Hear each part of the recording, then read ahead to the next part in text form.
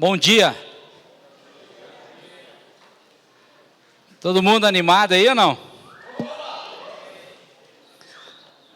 Irmãos, é muito bom essa graça, esse privilégio que o Senhor nos dá, em que a gente pode se reunir em algum lugar, né? E celebrar o Senhor. O Marcos, ele fez um comentário aqui, né? Ele fez um comentário, ele orou agradecendo o Senhor, porque o Senhor nos resgatou e nos colocou no reino dele, né? Se você prestou atenção na oração que ele fez. E a família do Senhor, ela é uma das bênçãos que o Senhor nos deu. Mas sabe, irmãos, uma coisa que Deus tem trazido ao meu coração assim, é que nós escolhemos a maneira qual nós vamos usufruir desta bênção, que é a família de Deus. Então eu queria animar você assim, a desfrutar da bênção que é o povo de Deus. Mas faça isso com a revelação da paternidade. Né? Como é que é a revelação da paternidade nesse contexto? É que eu entendo que eu sou filho de Deus e eu quero abençoar os meus irmãos. Eu quero abençoar com relacionamento, com convivência, com amizade, né? E eu não preciso necessariamente só ficar esperando isso, mas eu posso ser proativo nisso, porque eu sou um filho legítimo do Senhor, recebido no Senhor. Então, amados, e é nós que decidimos isso. Eu decido de que maneira eu vou ser abençoado na família de Deus. Você decide isso. Você pode decidir ficar recluso, escondido, né?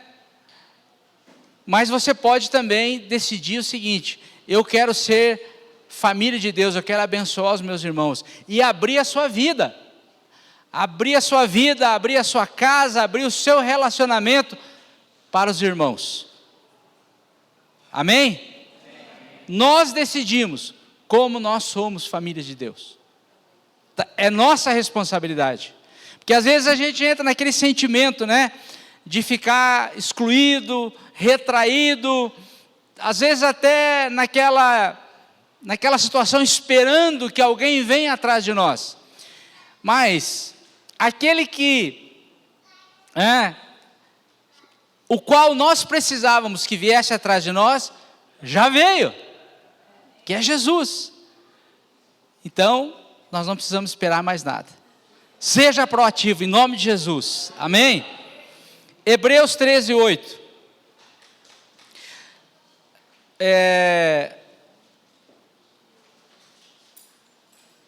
A gente já ouviu várias vezes aqui, esse comentário que eu vou fazer agora. Eu sei que você já ouviu, mas vou falar de novo. Que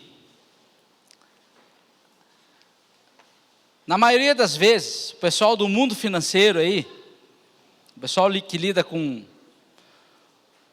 dinheiro, né, principalmente, né, nesse ciclo que nós estamos terminando aí, que é o dinheiro de papel, né, o dinheiro material, né, a cédula de papel. Esse pessoal do mundo financeiro aí, eles treinam as pessoas a quando pegar uma nota, né, uma cédula, né, uma nota de R$100 lá, eles treinam o pessoal aí que trabalha com dinheiro aí eles fazem algum treinamento para a pessoa identificar, saber quando recebe, né, na possibilidade de receber uma cédula dessa falsa. E como que eles fazem, né? Qual que é a maior tática deles? É que a pessoa conheça a cédula verdadeira. Então eles trabalham muito em mostrar a cédula verdadeira. E ao conhecer muito bem a cédula verdadeira, a pessoa vai identificar quando recebeu uma cédula falsa, né? O dólar principalmente, né? Então, irmãos, eu creio que a gente pode pensar um pouquinho sobre essa questão da nossa fé. Nós precisamos conhecer a verdade. Se nós tivermos o conhecimento da verdade, se nós nos aprofundarmos na verdade, quando nós estivermos diante de uma heresia, nós vamos entender que aquilo é uma heresia. Quanto menos nós conhecermos a verdade, mais a gente está exposto a viver uma heresia sem perceber essa heresia. Então nós precisamos nos dedicar a conhecer a verdade, que é o Senhor Jesus e que é a sua palavra. Amém? Hebreus 13:8 diz assim: Jesus Cristo é o mesmo ontem, hoje e eternamente. Vamos ler junto? Tem várias versões aí, né? Tem várias traduções, mas vamos ler que Jesus Cristo é o mesmo ontem, hoje e eternamente. Vamos lá? Jesus Cristo é o mesmo ontem, hoje e eternamente. Amém? Jesus, mais uma vez, Senhor, nós rendemos graças ao Senhor por podermos estar aqui reunidos, por podermos celebrar o Senhor, por podermos cantar louvores ao Teu nome. Te louvamos, Senhor, porque o Senhor nos resgatou, o Senhor veio ao nosso encontro, nós já fomos encontrados pelo Senhor. Te louvamos pela Tua palavra e que o Teu Espírito Santo, Senhor, nos ajude nesta noite a avançar, Pai, a amadurecer, a termos profundidade, Pai, de fé, em nome de Jesus. Amém. Eu não sei quanto tempo você já ouve falar de Jesus, não sei quanto tempo você já teve um encontro verdadeiro com Jesus. Sabe aquele momento que o Senhor fala com você, que você percebe com todo o teu ser que Deus mexeu com a sua vida? Não sei há quanto tempo isso aconteceu com você, mas o fato é que quando Deus mexe com a gente percebe. A gente percebe a nível espiritual, a gente tem assim uma percepção que é Deus, a gente percebe a nível emocional, porque Deus mexe com as nossas emoções, e até o nosso físico, ele é impactado. É assim ou não é? Quem já passou por essa experiência aí? Deus falou comigo, Deus me deu um sinal. Bom, eu não sei quanto tempo você viveu isso, não sei quanto, tem gente que talvez que já caminha com o Senhor a partir desse toque de Deus aí, talvez há 10, 20, 30, 40 anos, não sei.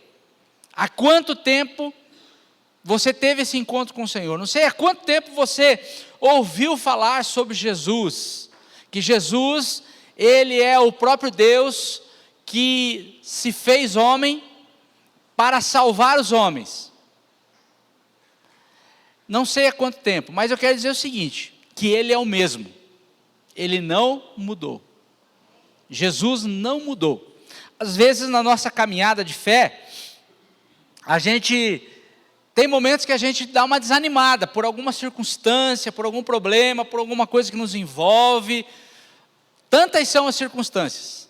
Às vezes a gente fica triste, a gente fica meio desmotivado na nossa caminhada de fé, mas eu preciso lembrar você nessa manhã, que isso é um problema nosso, é um problema meu, é um problema seu, é algo que está acontecendo comigo, é algo que talvez possa estar acontecendo com você, e talvez a gente precisa pedir ajuda, porque Ele, Jesus, Ele não mudou.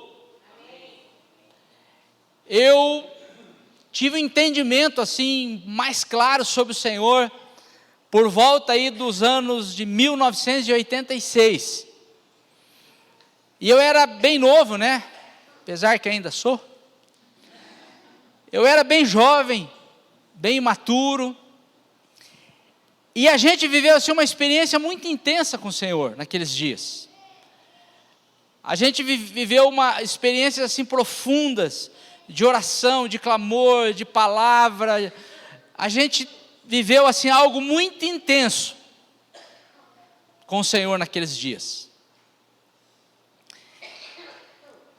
E desse tempo para cá, irmãos, eu passei muitos períodos assim às vezes de desânimo, de canseira, de fadiga espiritual.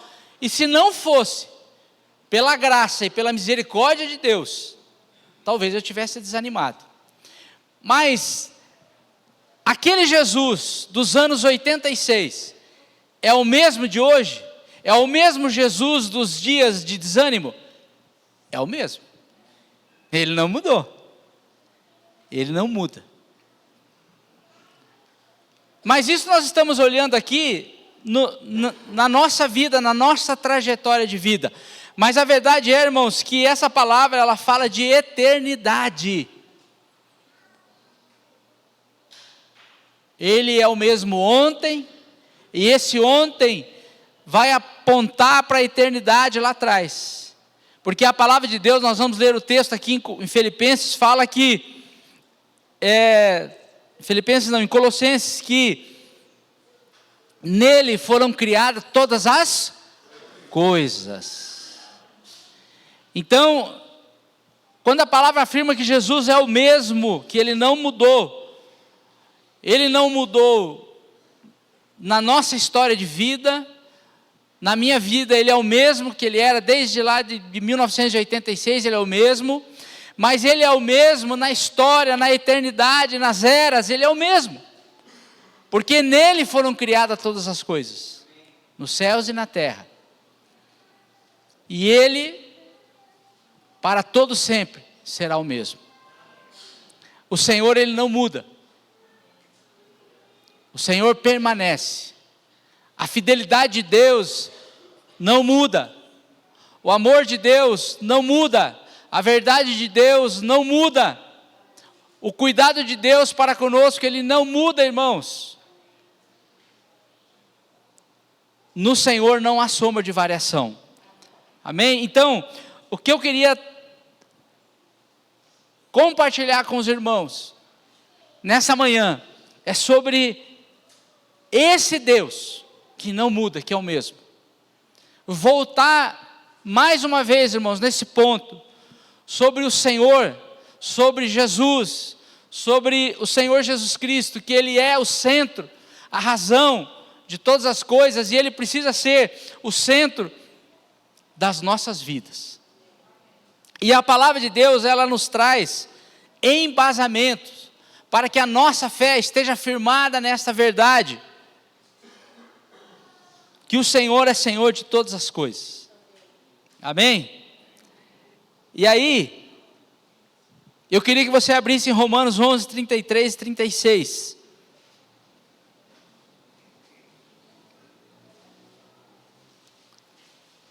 Romanos 11, que é uma expressão, é um texto assim, poético, é um texto muito lindo. O Espírito Santo trouxe uma inspiração sobre esse texto aqui, sobre essas palavras, mas ela contém assim uma verdade, ela contém uma profundidade acerca do Senhor, acerca do nosso Deus, acerca do Senhor Jesus Cristo, que é a exata expressão de Deus. Jesus Cristo, ele é exatamente Deus, amém? Ó profundidade da riqueza, tanto da sabedoria como do conhecimento de Deus, quão insondáveis são os seus juízos, e quão inescrutáveis os seus caminhos. Quem, pois, conheceu a mente do Senhor? Quem foi o seu conselheiro? Ou quem primeiro deu a ele para que ele venha a ser restituído? Porque dele, por meio dele, e para ele são todas as coisas. A ele, pois, a glória eternamente. Amém. Inclusive a gente canta isso, Porque dele, por ele, para ele são todas as coisas. Amados, essa palavra aqui, ela é uma palavra que ela expressa a grandeza do nosso Deus, a magnitude do nosso Deus, a grandeza daquele que é o Senhor das nossas vidas. Essa palavra expressa aqui que é por Ele, é dele, Ele é proprietário. É por causa dele, é para ele que tudo existe, inclusive nós, inclusive as nossas vidas, inclusive a minha vida, a sua vida é dele. A minha vida é sua, e a sua vida, ela existe através dele. E é para ele que nós vivemos. Essa palavra, ela expressa o senhorio de Jesus. Essa palavra, ela expressa que ele é Senhor das nossas vidas. Sempre, sempre, sempre.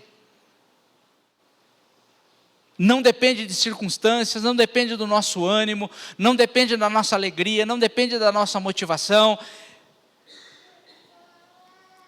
Dele, por meio dele e para ele, sempre são todas as coisas. E nós precisamos lembrar disso, irmãos, todos os dias. Todos os dias. Essa palavra, ela expressa a grandeza do Senhor, que é um Deus de sabedoria, que é um Deus de conhecimento, que é um Deus em que ninguém pode sondar os seus juízos, ninguém pode entender os seus caminhos. Muitos dias, irmãos, nós não vamos entender os caminhos de Deus, mas Ele continua sendo Deus.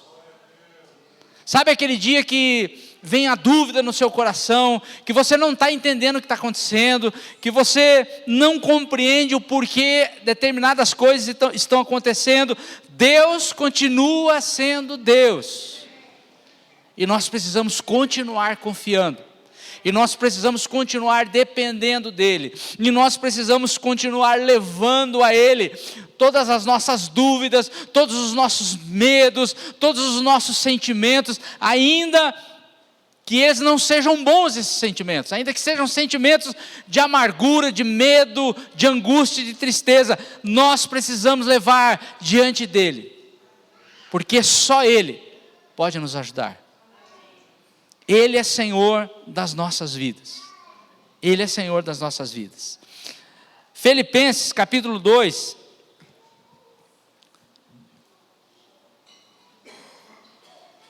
No versículo 5.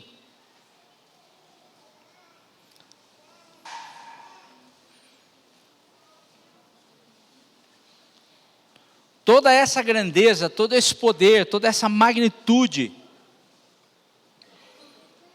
do nosso Deus, né? Nós vemos a palavra assim nos apontando, irmãos, que todo esse poder, ele vem sendo expressado em Jesus, que é a exata expressão de Deus. Então ele vai dizer assim, ó, tenha em vocês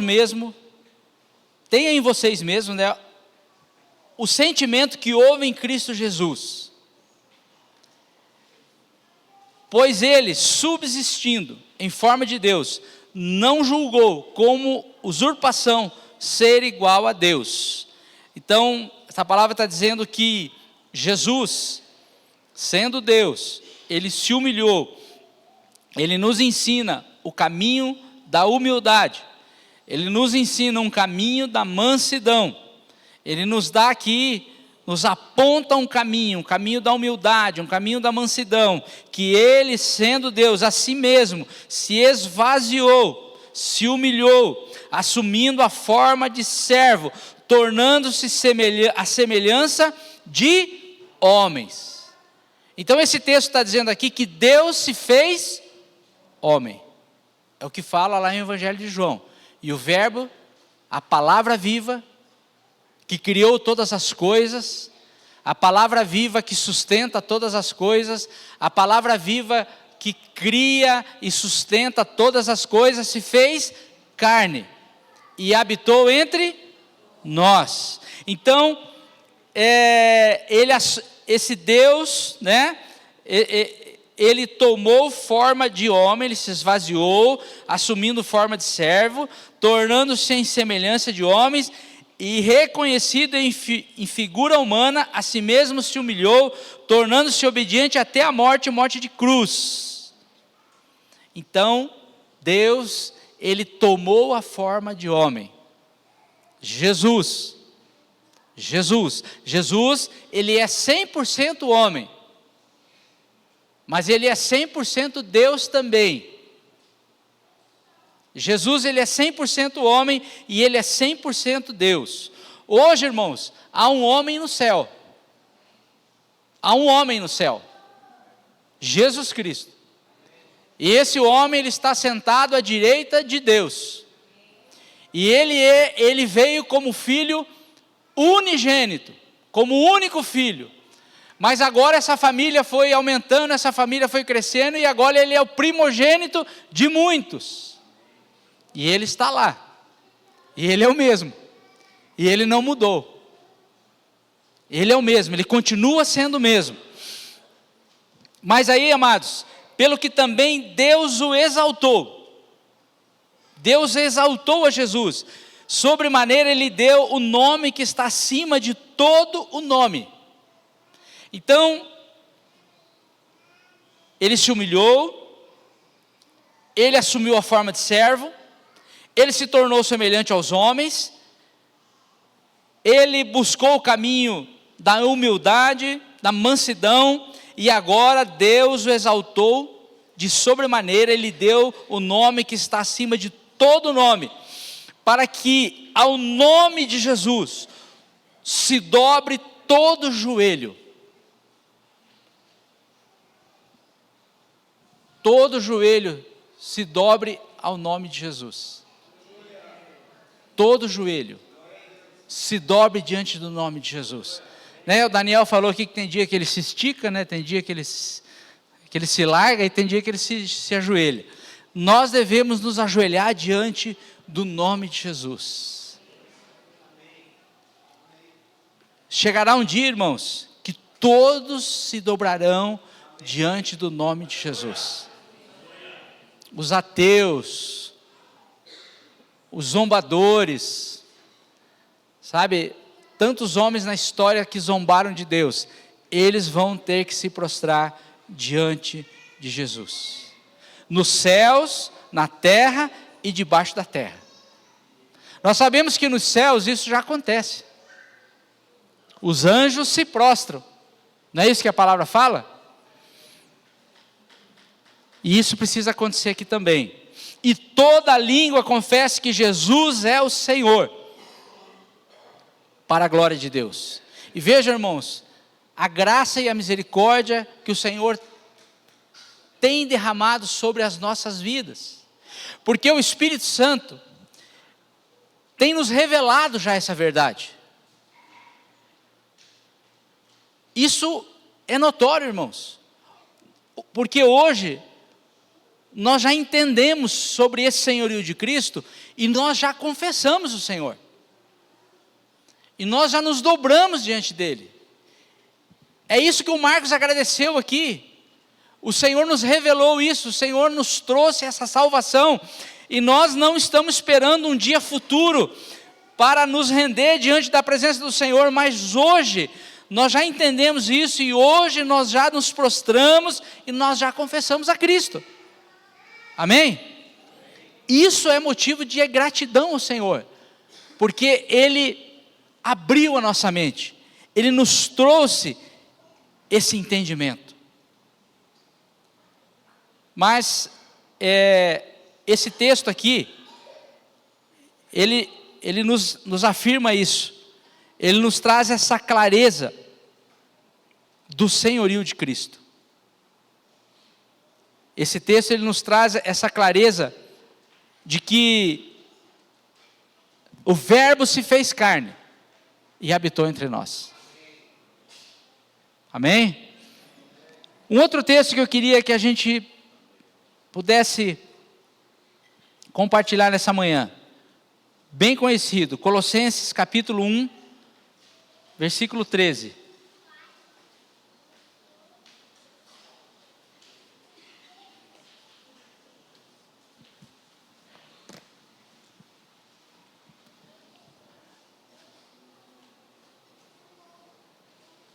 A gente também canta esse texto aqui, né?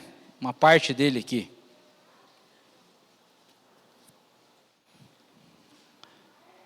O Marcos citou essa palavra aqui hoje. Ele nos libertou da onde? Da onde que ele nos libertou, irmãos? É motivo de gratidão? Sim, né? Claro, né? Hoje nós fizemos o culto de ações de graças hoje, né? Nos Estados Unidos foi quinta ou quarta, quinta eu acho. Bom, ele nos libertou do império das trevas. Lembra quando a mãe falava assim para a gente, menino, se você fizer isso, você não vai para o céu. Lembra? A nossa geração é assim, ó, se você fizer isso, você não vai para o céu, hein? E aí a gente fazia conta, né? Às vezes a gente arriscava, né? Às vezes a gente arriscava. Mas a gente tem um costume de dizer que a gente, ó, se você não amar a Deus, se você não jogar no time de Deus, você não vai para o céu. Ou melhor, vou refazer a fala. Se você não jogar no time de Deus, você vai para o inferno. Não é assim? Não tem uma ideia pré-concebida, ó, se você não fizer isso, você vai para o inferno. Se você for mal, rapaz, você desobedecer, se você mentir, você vai para o inferno. Essa também era uma fala que as mães falavam, ó, não mente, menino, senão você vai para o inferno. Então é como se nós estivéssemos num lugar neutro. Preste atenção nisso, irmãos. É como se a gente estivesse num lugar neutro, e dependendo do que a gente faça, a gente vai para o inferno, ou a gente vai para o céu. Mas eu quero dizer para você, talvez você já ouviu isso, e não é a primeira vez que está se falando isso, não sou eu que cheguei a essa conclusão, né? Não é mérito meu, mas eu quero dizer para você que não existe esse lugar de neutralidade. Não existe um lugar neutro que eu estou, e dependendo da decisão que eu tomo, eu vou para o inferno ou vou para o céu. Não existe. Porque o homem, ele está no inferno. Ele está no inferno. E se ele não se render a Jesus Cristo, e se ele não se render ao governo de Jesus, ele não será tirado do império das trevas. Porque ele está no império das trevas. Não existe esse ponto de neutralidade, irmãos, e nós precisamos avisar isso para as pessoas. As pessoas precisam saber disso, que Jesus, ele se fez carne, ele habitou entre nós, ele se humilhou, ele se rebaixou a ser igual a um ser humano, para tirar todos os seres humanos desse império das trevas e nos colocar no reino de luz dele. Então não é que as pessoas vão para o inferno, elas já estão no inferno, e Jesus veio para nos libertar do império das trevas e nos transportar para o reino do Filho do seu amor. Amém? Não existe um ponto de neutralidade. A Bíblia fala que nós nascemos no pecado. A Bíblia fala que nós somos filhos da ira. A Bíblia fala que nós somos filhos da desobediência. A Bíblia fala que nós somos inúteis. Se isso não for inferno, não sei o que é. Ira, desobediência, inutilidade, pecado. Então, nós nascemos nessa condição já. Mas claro, né, que a nossa mãe, né, mãe coraçãozão, né? Como é que a mãe vai chegar para o menino e falar, você já está no inferno, rapaz? Lógico que não, né? Mãe é mãe, né, irmãos? Então a mãe falava para a gente, ó, não mente, senão você vai para o inferno. Mas a verdade é que todo o ser humano nasce em pecado. Aí Jesus vem, como nós lemos aqui no texto anterior, né? Filipenses 2, e ele torna-se semelhante a um homem. Ele nasce de uma mulher, ele passa pelo nascimento físico, é como se a porta desse mundo humano, a legalidade fosse o nascimento humano. Então ele nasce de uma mulher, ele se torna um homem como eu e você, sujeito às mesmas coisas, mas ele é o Deus vivo, ele é o Deus vivo. Ele é o Deus vivo. Bom, aí Ele vem e nos liberta do império das trevas. Você já foi liberto do império das trevas? Amém. Fale um amém bem forte aí. Amém. Ele nos libertou do império das trevas e nos trouxe para o seu reino, no qual temos a redenção. Aí o Senhor vai nos curando. Temos a redenção e temos a remissão dos nossos pecados. E aí, irmãos, olha a expressão que o Espírito Santo traz sobre esta palavra, sobre quem é Jesus, quem é o Senhor, quem é esse Jesus, quem é esse nosso Senhor. Ele é a imagem do Deus invisível, o primogênito de toda a criação, pois nele foram criadas todas as coisas, em Jesus foram criadas todas as coisas, nos céus e sobre a terra, as visíveis, as invisíveis, sejam tronos, sejam soberanias, quer principados, quer potestades, tudo foi criado por meio dele e para ele. Foi o que nós lemos no texto anterior. Ele é antes de todas as coisas. Ele é o mesmo ontem, hoje e eternamente. E aqui Gálatas, a carta aos Gálatas está dizendo, ele é antes de todas as coisas. Nele tudo subsiste. Tudo subexiste. Todas as coisas dependem de Jesus. Olha isso, irmãos. Será que nós temos esse entendimento quando nós nos reunimos? Que nós estamos reunidos em torno daquele que todas as coisas subsistem? Tudo, tudo. Pensa aí em alguma área que você está enfrentando dificuldade agora, nesse momento. Talvez você está passando aí por alguma enfermidade, talvez alguma crise de relacionamento, talvez você está passando aí por uma crise financeira. Todas essas coisas, elas existem debaixo do poder de Jesus. E Ele tem poder para mudar todas essas coisas. Ele tem poder para mudar. Não estou dizendo que Ele vai mudar, porque a vontade de Deus é boa, perfeita e agradável. Às vezes a vontade dEle não é a mesma nossa, mas mesmo assim, essas áreas das nossas vidas, essas situações, elas estão debaixo do poder, do governo e do domínio do Senhor Jesus. Amém? Não, Deus não perdeu o controle. Ele é o cabeça da igreja. Olha, irmãos, que bênção isso, né? Ele é o cabeça da igreja. Ele é o princípio. Ele é o início, o primogênito de entre os mortos. Olha isso, irmãos. Essa palavra é uma palavra de esperança. Ele é o primogênito entre os mortos. Assim como Cristo ressuscitou, nós também ressuscitaremos. Amém? Você já participou de uma cerimônia assim de morte de um crente fervoroso? Né? Um crente fervoroso morreu, porque até os crentes morrem, viu? Você já participou? Você já foi numa cerimônia de morte de uma pessoa que não conhecia Deus? Eu creio que você já foi nas duas. Você percebe a diferença? Percebe, né? Por quê? Porque a palavra diz o seguinte, que ele é o primogênito de entre os mortos. Porque aquele que morreu em Cristo, ressuscitará. Amém? A morte não é o fim. A morte não é o final de todas as coisas. Mas ele fez isso para ter em todas as coisas a primazia.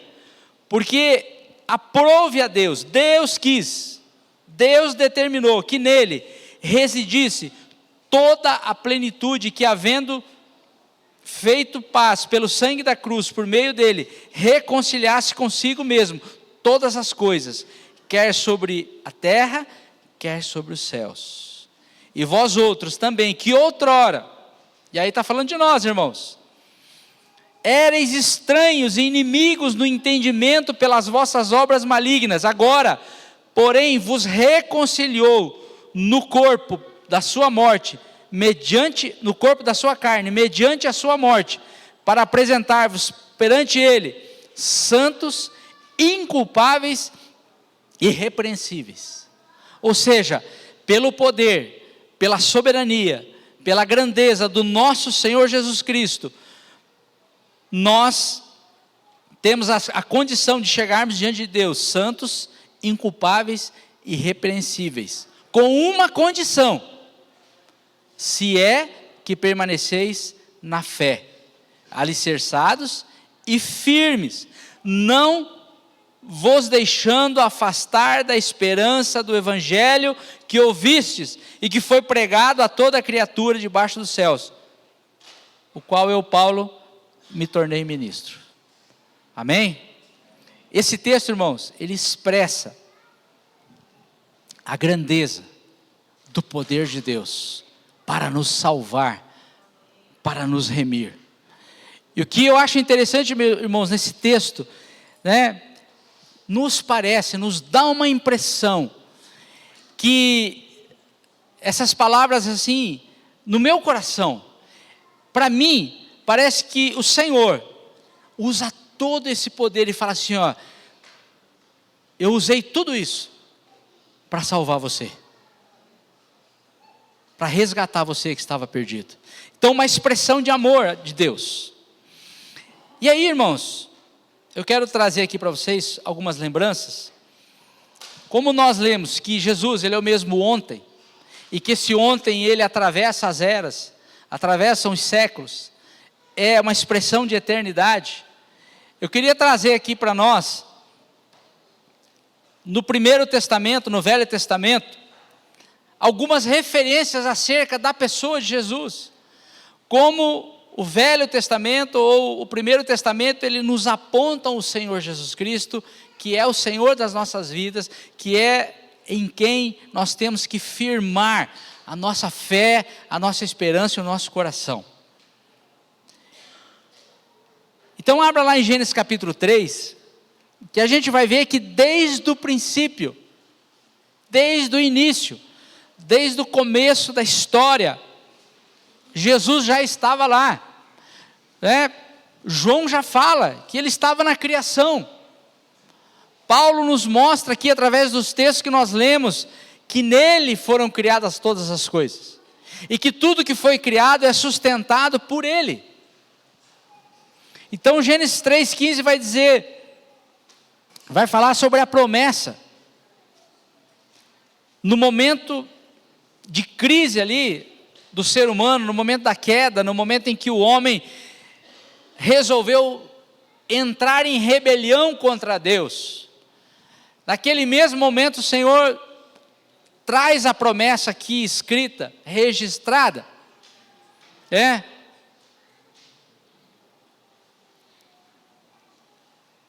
no Novo Testamento a Bíblia vai dizer que o Cordeiro morreu desde a eternidade, mas agora aqui há um registro, um dos primeiros registros dessa promessa. Então Gênesis 3,15 diz assim: porém inimizade entre ti e a mulher, entre a tua descendência e o seu descendente, e esse te ferirá a cabeça, e tu lhes ferirá o calcanhar. Então aqui já é a promessa acerca do Senhor Jesus Cristo. E aí, avance aí para Isaías 7,14.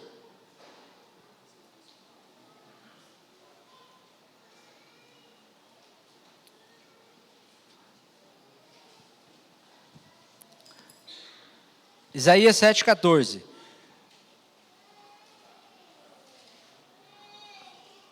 Olha só, irmãos, lá atrás, Lá atrás na história: portanto o Senhor mesmo vos dará um sinal. Eis que a virgem conceberá e dará à luz a um filho, e lhe chamará Emanuel.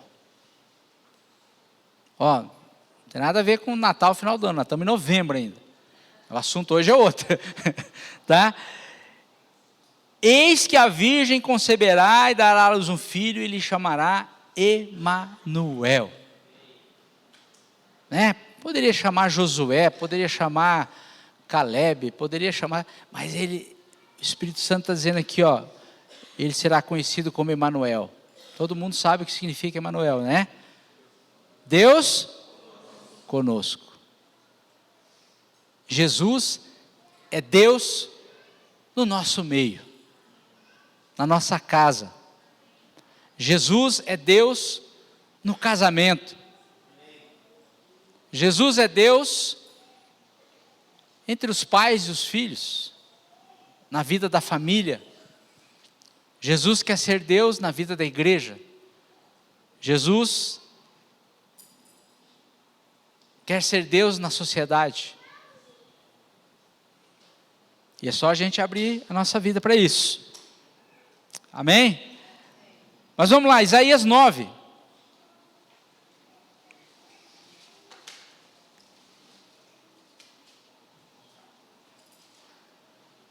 Aí esse texto, irmãos, ele vai falar especificamente sobre a minha e a sua vida. Deus olhando já para você, lá em Isaías. Olha o cuidado de Deus. Mas para a terra que estava aflita não continuará a obscuridade. Deus nos primeiros tempos tornou desprezível a terra de Zebulon e a terra de Naftali. Mas nos últimos tornará glorioso o caminho do mar, além do Jordão, Galileia dos gentios, que éramos nós. O povo que andava em trevas viu grande luz, e os que viviam na região da sombra da morte, resplandeceu-lhes a luz.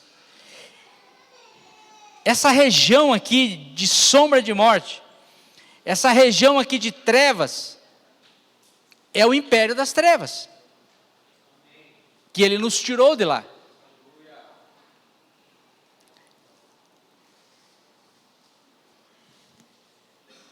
Essa narração aqui, essa narrativa, ela nos dá uma sensação de que essa porção de terra, né, ou seja, esse povo ali, descendente dessas tribos, Zebulon e Naftali, parece que de alguma maneira eles eram mais desprezíveis.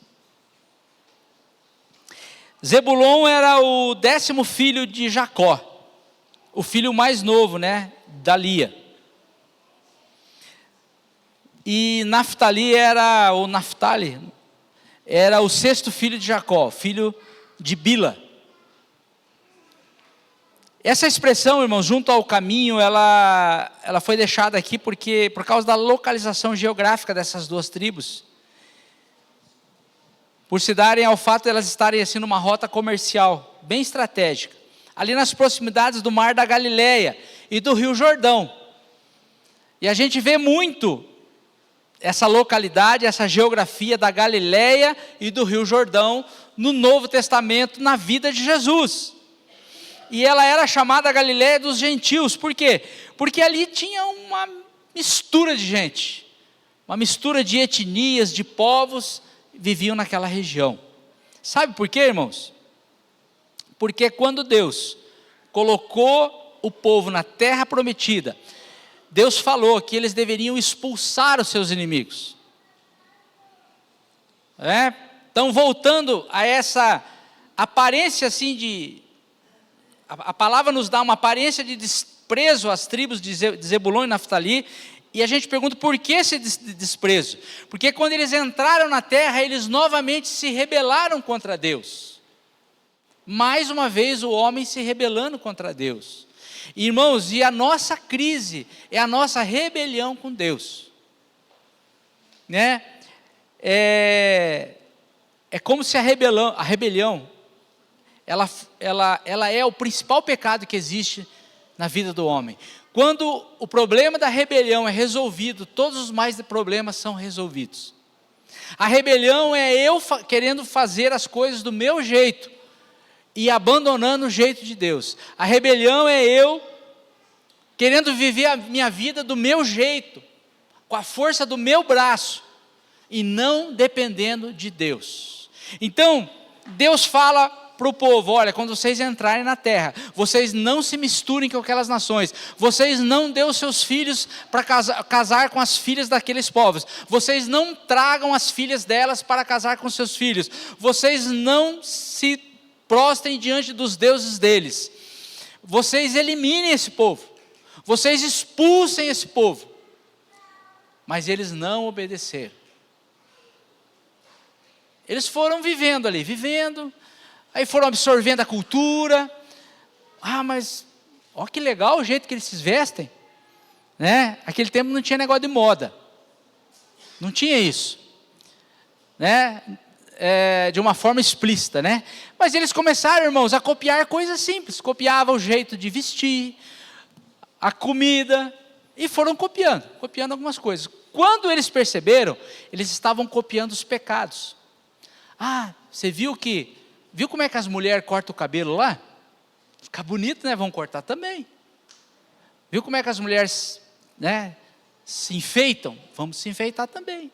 E as mulheres foram copiando, e os homens foram copiando. Quando eles perceberam, irmãos, eles estavam sacrificando os filhos deles em altares, assim como aquele povo estava sacrificando. Então, você vê que isso é sutil? Eles foram absorvendo o sistema daqueles povos. Eles foram absorvendo a cultura daqueles povos. Isso acontece com a gente. Isso acontece comigo, acontece com você, né? A gente vê o mundo da moda, a gente vê o mundo da beleza, né? E a gente acha isso tão normal, tão sutil, e nós vamos absorvendo. A gente vai trazendo para dentro da nossa vida e para dentro da nossa casa a maneira de se vestir, a maneira de se comportar, e nós vamos trazendo tudo isso. Até que chega um ponto, irmãos, que nós estamos sacrificando os nossos filhos nos altares de outros deuses. Muito bem. Mas então, isso aconteceu com aquelas nações. Mas aí, irmãos, com o advento de Cristo, Deus é bom. O Senhor é bom. O Senhor é misericordioso. O Senhor nos chama, o Senhor sempre está nos chamando. Aquela terra, ela se tornou gloriosa. E eles foram os primeiros a receber as boas novas do Evangelho. Então, por isso que esse texto ele fala acerca de Jesus, né, dizendo que o povo que andava em trevas, o povo que era um povo que vivia em rebelião, viu a grande luz. Nós também vimos essa luz. Glória a Deus por isso, irmãos. A gente falou um pouquinho aqui do tempo da caminhada de cada um. Nós já vimos essa luz. A nossa casa já percebeu essa luz. Nós não precisamos mais andar em trevas. Nós não precisamos mais andar em rebelião. Os que viviam na região da sombra da morte, resplandeceu-lhes a luz. Nós não precisamos mais viver na região da sombra da morte. Porque Jesus veio, o Verbo se fez carne e habitou entre nós, e vimos a sua glória como a glória do unigênito do Pai. E agora quero convidar você a abrir Isaías 9, capítulo 6 e 7.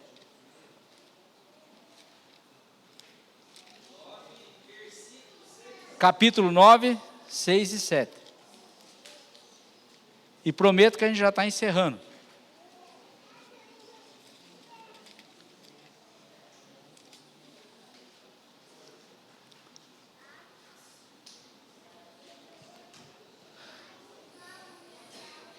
Nove, 6 e 7.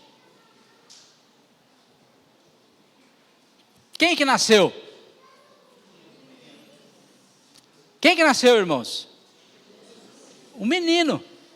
O menino nasceu de uma mulher. A Bíblia fala que foi de uma virgem. Nós cremos nisso. Mas o fato é que um menino, a Bíblia fala, nos nasceu. Né? Tem alguma outra versão aí? A minha Bíblia fala assim, ó. Porque o menino nos nasceu. Alguém tem alguma coisa diferente aí? Hã? Nos foi dado. Tem alguma outra versão aí? Só essas duas? Como? Renascido? É nascido. É nascido, nos nasceu, nos foi dado. Não parece assim que o Espírito Santo quer dizer assim, ó, nasceu um menino para vocês. Não parece? Não vamos afirmar aqui, né? Porque às vezes a gente... Mas parece, irmãos.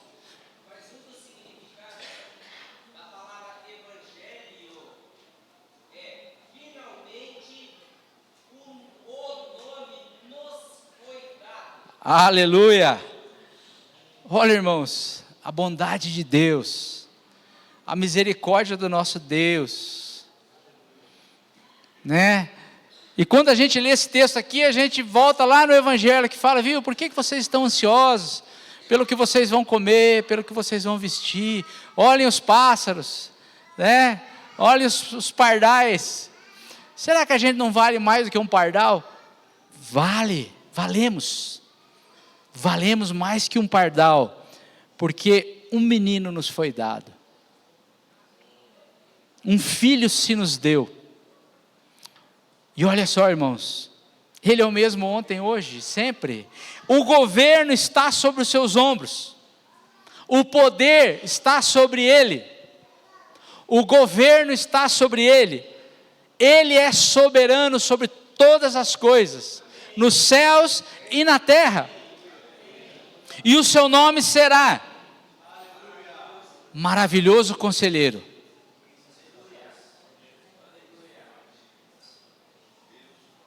Quem que precisa de conselho aí? Todos nós. Não tem problema, eu sei que você tem amigos na igreja, eu sei que você tem irmãos. Eu peço muito conselhos para os meus irmãos, né? E sabe como é que eu faço, irmãos?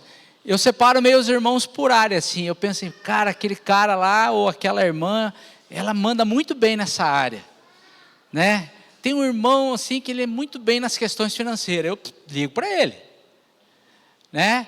Aí tem o outro irmão lá que, vamos dizer, eu vou trocar meu carro, né? Tem um irmão lá que gosta de carro. Eu tiro uma febre lá com ele. Não sei se você, eu faço assim. Mas nós temos um maravilhoso conselheiro sobre todas as coisas. Então, quando nós precisamos de conselho, irmãos, ainda que nós tenhamos nossos irmãos, que não tem problema a gente pedir conselho aos nossos irmãos, mas nós temos um maravilhoso conselheiro. Um conselheiro que é maravilhoso.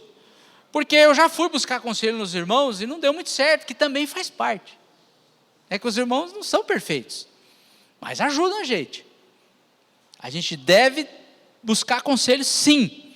Mas a gente deve lembrar antes que nós temos um maravilhoso conselheiro, que é aquele que a gente deve levar as nossas demandas. Nós temos um Deus forte. Nós temos um Deus forte, irmãos.